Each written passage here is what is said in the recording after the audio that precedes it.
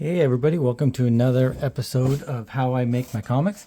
Hoping that I get all of the lighting right so you can see it, but it's not glaring. Um, and I guess we will just see what happens. I'm trying to make this a little bit more bigger. More bigger, that's a good word for you. Anyway, trying not to be too loud, and but hopefully everyone can hear me. So this is the second of how I make my comics. This is in by no means a tutorial because I just make my comics the way I make my comics, and if somebody else does it differently, that's great.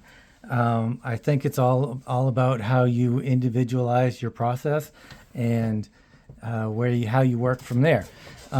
So this is going to be on coloring. I went through how I did my books. I drew them and everything last time, and yeah, so I went through that, and so this time it's just going to be going through coloring. Here's the original page, and hopefully you can all see it well. And I'm going to be turning this into color. I use my laptop and this X Pen. I know it's not the greatest device to use for digital coloring. I'm still very new to digital coloring. I probably started maybe 8 months ago or so, and maybe that seems like a long time, but it doesn't seem like a long time to me because I am still always learning new tips and tricks.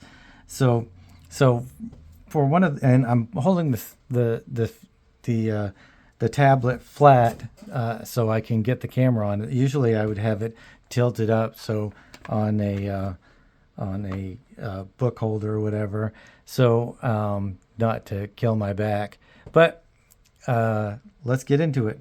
So one of the first things I do is I start. I guess I don't know. I just choose an area to start, but I want to figure out what I did in the drawing and how I'm going to translate that into the coloring of the comic. Like, I know that's going to be a silhouette, but I didn't want it to be all black, so I think I'm going to do some gray there. And I usually don't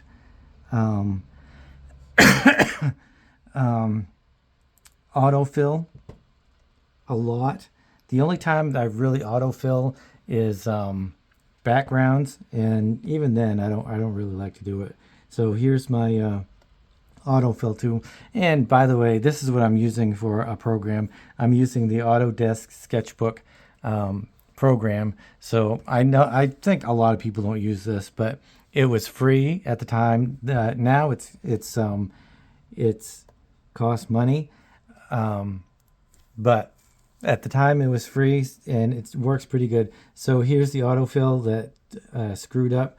I've got some black areas or line work that isn't hitting the edge, so I'm going to have to go back and get the edge of the artwork to the edge of the panel, so there's no breaking of line work. So once you do that, you can go back and autofill again, or this time, hopefully. Yep, so there's an autofill. I kind of like the dark gray. I'm going to have a autofilled blue background because that was what I had there in the previous page. One of the difficulties of doing this is maintaining consistency. So you have to have a lot of reference for what you've done in the previous pages, like skin tones and colors of grass or buildings or whatever it is. Eye color is a big one for me. I am always forgetting my character's eye colors, which I don't think is a big deal for a lot of people, but it is for me. One of the coolest tricks that I learned was when you get rid of the autofill, you hit new layer and then multiply. You can now your color can go over the image, and it will go over the line work. Here, I'll show you. Like, this guy is going to be blue. I'm actually going to use the spray paint brush to do these guys, because that's what I did in the original two comics that I did that had these characters, these fishmen, and I got to really give them a name, because they're were originally just going to be mindless fishmen, but I think I've decided that I'm going to turn them into more like Sleestak from Land of the Lost. And I think some of them will be kind of mindless, and some of them will be more intelligent, like maybe well, in this issue, I'm going to say some spoilers. In this issue, they actually do some magic and control the water, which is pretty cool, I think. And so this is how you change the width or the size of the brush, and you just hit this funky little thing here. So that's what I'm doing here. I made it kind of too small, I think. So we'll up the, I don't know what you call it. What do you call it? The size. It's got the size and the flow of the brushes. So here's what I'm going to do here. See how I've left some white. So coloring, you can go into, I mean, people spend years and years and years and years learning about color, and I still don't know a lot of stuff about color. I guess when it complementary, I guess your complementary colors, your red and green and yellow and purple and stuff like that, blue and orange. And then you also have your hot and cold colors, blues and greens being your cold colors, and reds and oranges being your hot colors. And you kind of want to always be cognizant of that when you're producing a comic. Like this, I could totally use a darker red color because this is in the foreground and that's in the background, and maybe give that a bluish tint. But that would kind of really mess up what I've got here with these characters going on. And so I just kind of want to do it basically how it's going to be, without the hot and cold. And because I do want to create depth, but also I want to manage what it looks like on the page, So I've got some blues and I've got the white, and I'm going to add some different different shades of blue, because a lot of times I create texture in my mind anyway. Maybe it doesn't really happen, but in my mind I'm creating a little bit of texture by the color, whether it's a water or a skin, like a slimy skin here, but also I'm very I really think about shading quite a bit, and light source. Light source, I think, is the biggest thing for coloring. I mean, you learn that in painting, I guess, that light source is the most important thing in an illustration or a painting or whatever. So, but you know what? I don't really have a light source here. It's outside, and the sun is shining, and so it's just, the light is everywhere. But I'm giving this a little bit more depth by adding different color blues here. And also I have a little color guide that I usually have here. I have it on the last page. And like whenever I color something, I'll put a little, like I'll do this. Oh, whoops. I'll do this at the top of my page, and then I'll just copy and paste every page beyond there to show myself what, like I'll just go back and here's the blotter, and then you hit that, and then it changes your color to whatever that is. So I guess I'm not really doing a great job of explaining the tools of what I'm using. And I apologize for that. But at the same time, you can find a lot better people, a lot more knowledgeable people online that know a lot more about Autodesk Sketchbook than I do, because I just barely know the tip of the iceberg of it. So I just, do what I can do. That's all I can do is I do what I can do, and I think I get a pretty good um, a pretty good idea of what I want to do. I think, yeah. So I wanted to add some depth and some different colors. I might be going a little too dark there. So a lot of this is experimentation and then just changing what you don't like. Like I added a little bit too much of that dark blue, so I'm going back with my light blue, whatever color this is, and kind of changing that and going back to what it was. Now I'm going to their fins, which is a greenish yellowish kind of crappy color, which I always was thinking when I created the characters, I was just thinking slimy and just kind of nasty fish creatures.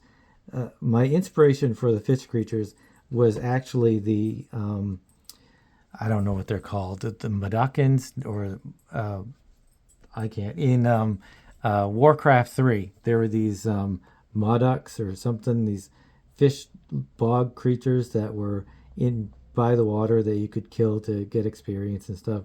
So I loved Warcraft 3. My favorite thing was to do was put towers against my enemy and tower them to death. But that was my favorite thing to do. And so I'm doing the eyeball, which is a little bit more yellow and a little bit less green. So I'm just adding that into there. And maybe I'll go back and add a little more green on the edge, but probably not, because I produce a 10-page full color comic every month, and so I gotta cut some corners a little bit sometimes, because I can't really, blend everything exactly the way I want it to, because it's just too much work. I would love to be able to do that, but I just can't. So I think that he's actually pretty much done there. I know I could go in and do quite a bit more with him, but I just kind of feel like it's a pretty simple panel, and I only kind of want to convey one thing, which is, he's he's talking about the Cyrene and Dina and the Red Knight up in the sky. And so I go back into nope, I don't want to do that. I merge all my layers, so then it's like I'm starting fresh, and I'm going to do my autofill, and this time I'm going to do half and half, and so my bottom one is going to be white, and then my second layer is going to be this light blue, and then the third layer is this darker blue. So I'm getting that kind of a thing with it. You got to remember that it's not all going to follow all of the negative space, because you've got lines that break up. So this right here isn't continuing onto this part, but that's okay, because I want it white. I want white, light blue, and then darker blue.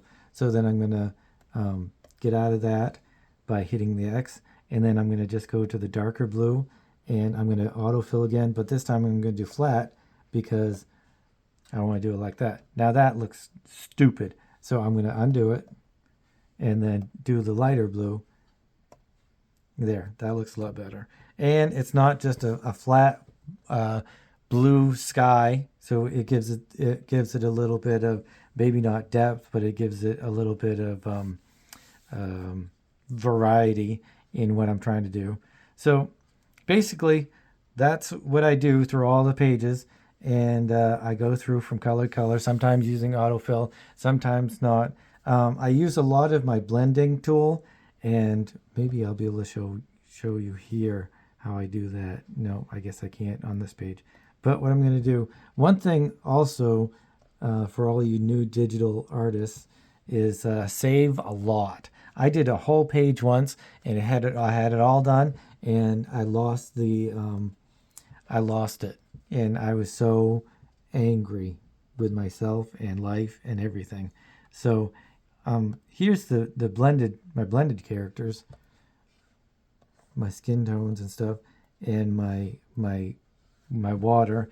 A lot of times my main focus, I guess, is if there's an establishing shot or something like that, I'll really focus on trying to do a really good job coloring that and drawing it and whatever. And then later on in smaller panels or whatever, then I can kind of back down on the detail and not use as much detail.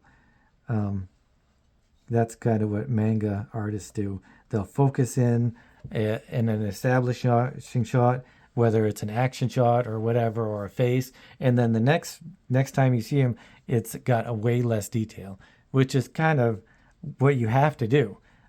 This is, you can see my blending. Really, I start off with, I'm gonna just gonna show you, I guess. I'll show you Cyrene. I'll do her arm, I guess.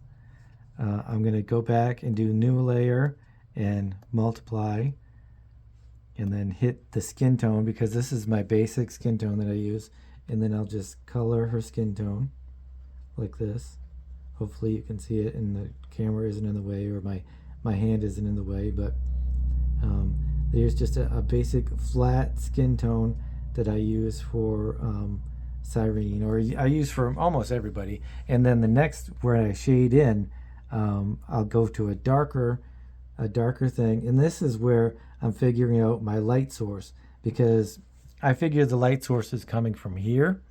So I'm going to do the shading of the arm under here, and then a lot of digital artists just do this. They'll put in the darker undertones and call it good, and that's perfectly fine. If that's what you want to do, that's cool. But I like to do my, actually, you know what?